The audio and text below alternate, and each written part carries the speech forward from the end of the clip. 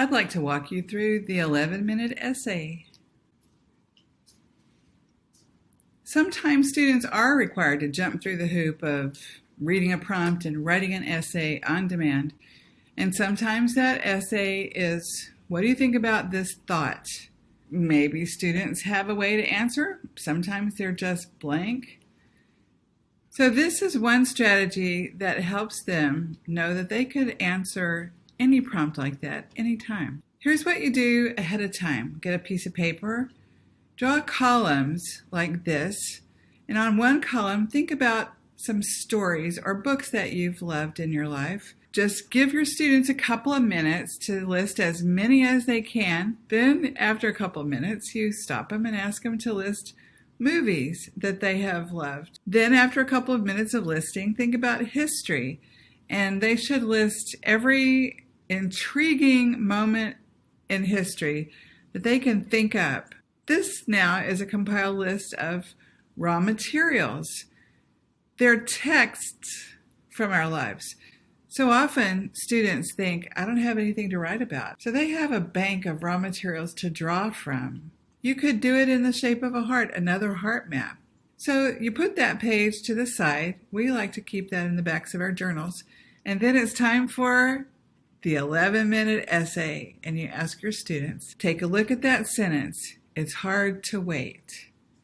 Ask your students, do you think that's true? If they think that's true, they should copy that sentence onto their page. If they don't think it's true, they should change that sentence until they have one that is true to them. What does that mean?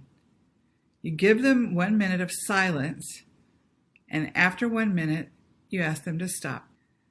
Then ask them to take a breath, indent, take a look at their sentence, and think about what book or story has that sentence been true in. Name that story and tell how that sentence was true in that story. And give them 3 minutes and let them write. I always tell students, if you can't think of a story, that's okay. Just keep looking at the picture. Take a breath, indent, and look at that sentence again.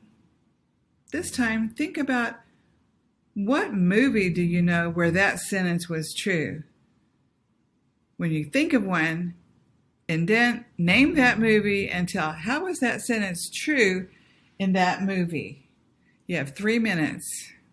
At the end of 3 minutes, stop them again. Then take a breath, indent, and take a look at that sentence one more time. This time, think about how that sentence was true at some point in history. Any moment in history come to mind, and when you think of one, indent and name that moment in history and tell how was that sentence true at that moment. At the end of 3 minutes, stop them.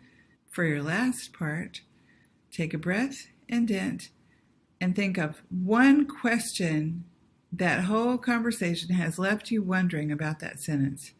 You could start the paragraph with the words, I wonder, or this makes me wonder, or any way you like. You have 1 minute to finish that part.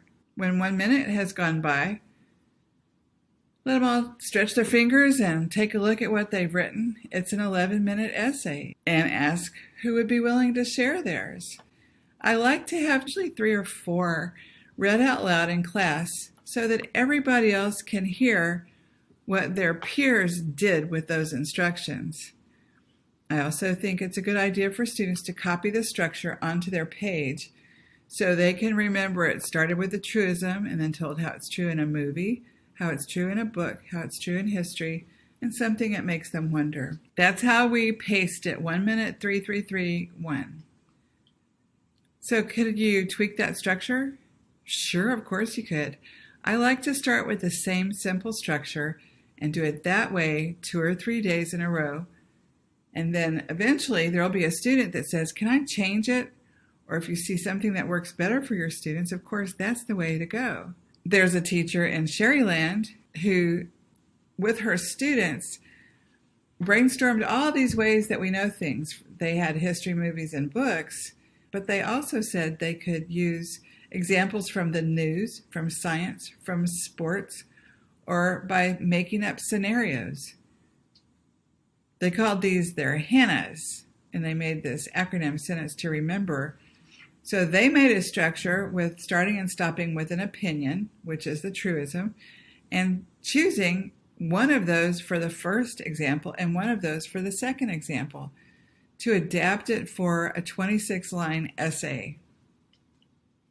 That's what their shorthand looks like. Another person uses helps, history, experience, literary sources, pop culture, politics, science, and sports.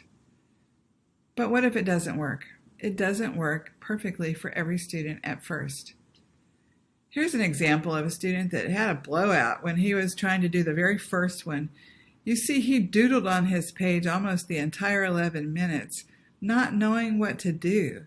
At the end of that time, he listened as several students in his classroom read theirs, and the next day, he had a better idea of what to do.